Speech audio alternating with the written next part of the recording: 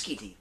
We're doing another in our Whiskey Diva series, but we're working on bourbon this time. What we have here is Nor'easter bourbon. It's distilled by 888 Distilling on Nantucket Island, Massachusetts. And it's very interesting. It's a really good bourbon. I was very surprised. You never know with bourbons up north, northeastern bourbons, craft distilled, you hope.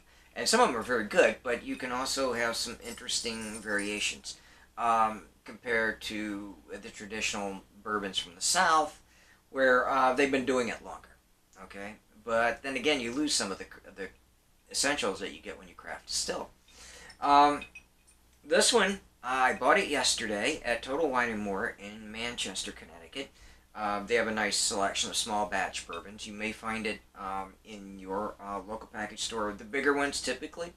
And you can also probably, if they don't have it, you could order it or have them order it through their distributors, or at least inquire about it. You may be able to find out more on if you go to the website for 888 Distilling, and it's the number 888distillery.com, and so you can check them out there. This is very good. I tried this. I've had it with just a splash of water, the way I usually drink it. Now, the water you can add a little bit more, a little bit less, drink it straight, whatever you choose. This is the way I typically drink it, so this is how I compare bourbons.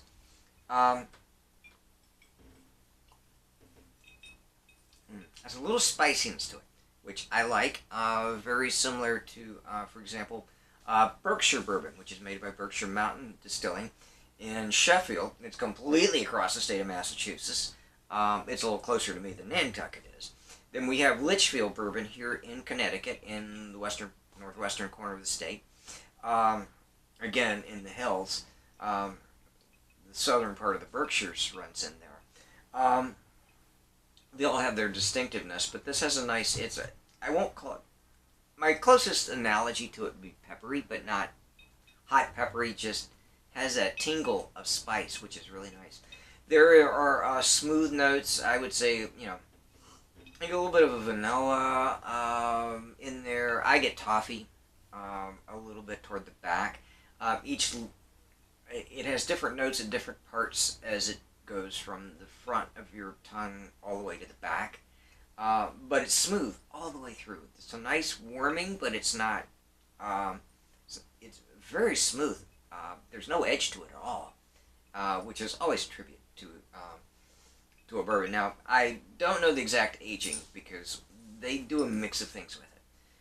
What they do, and again, just a little background for you, they age it, the mash bill, if they distill it and create it on the island itself, is generally, but not always, 60% corn, 23% malted barley, and 17% malted rye. Now, that is subject to change. Of course, as bourbon, it has to be 51% or more corn. It has to be aged in new charred American oak barrels for a minimum of 4 years. Now, after that, you can age it, do whatever you like with it, as long as it's met those minimum standards. What they've done with it, now they also get it from Kentucky. They buy mash bills, distilled whiskey, and then they age it on the island. So they will get from Kentucky, Indiana, Missouri, and Tennessee. So they'll get those. They will age them again for the minimum of the 4 years in 53-gallon, new American charred oak barrels. After that is where it gets kind of interesting. They will select whatever rationale they use. They don't say right off the bat, and I didn't ask. I was just getting from their website. They will select some of the matured, now it's bourbon, but they will take it and continue the maturation process in different barrels that have already been used for something else. They could have been used for sherry, cognac, or Sauterne, for example, or maybe something else. Again, it's kind of on a whim what they think will make an interesting addition to the flavor profile. and then they will bring all that back around and combine it again with what came out.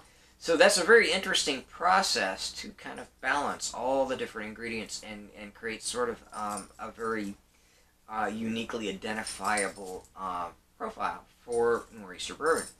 Now, for those of most everybody knows, but a little background on Nor'easter, the name. Having lived in New England for a while, of course, again in Virginia we have a little bit of it, but it's much more pronounced the further north you get. A nor'easter basically is like a winter hurricane.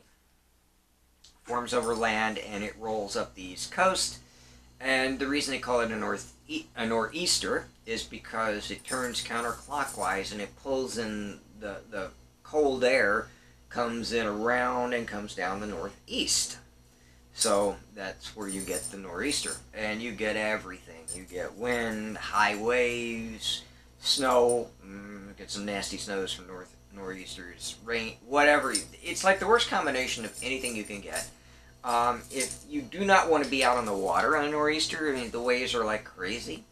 It's just not recommended. And again, that's that's a New England, basically that's a winter hurricane, if you want to call it that. Their suggestion is you get lots of this and hunker down, and I can highly recommend it. What we'll be doing this week, and part of the reason for this is, as you know, or should know, and if you don't, I'm going to tell you.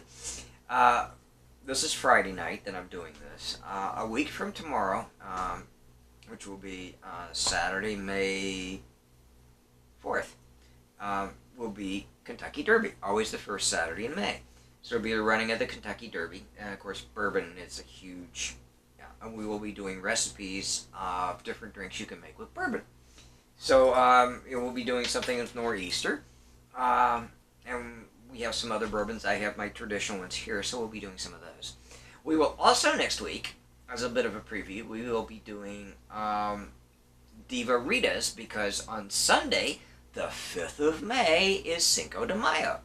So I'm telling you now, rest your livers, because we got a long weekend in store next weekend. So, and I'll be giving you recipes, some ideas of things that you can do, drinks you can make, different drinks, not your usual. Okay, I'm not doing mint juleps. I'm sorry, because I don't really care much for mint. I mean, it's great in a breath mint, and that's about it. And my toothpaste, and that's about it. I prefer something more interesting. Last year, my first go-around after we started the Dark Diva Rules, I did the Twisted Furlong. Well, that will be back. But we'll have a few new ones, so we'll be doing that. And we will have lots of Diva Ritas, and not your standard, margarita, but Diva Ritas. And we'll have some fun with that. In the interim, have yourself a great weekend. If you get a chance, really, I do highly recommend the Nor'easter Bourbon. I think you'll really enjoy it. It's extremely smooth. It's great for sharing with friends or hoarding to yourself, which I'm doing at the moment. You'll have a great time with it. It's very reasonably priced. Again, it's a very good bourbon that's not super expensive, which I always look for things like that.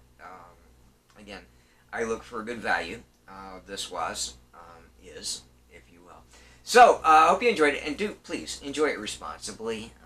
If you're going to enjoy it, do what they do when they have a Nor'easter. Get your bourbon, hunker down, stay put, have a good time.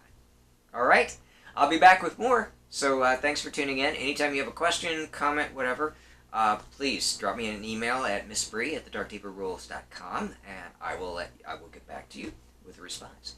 Thanks very much, and as always, cheers.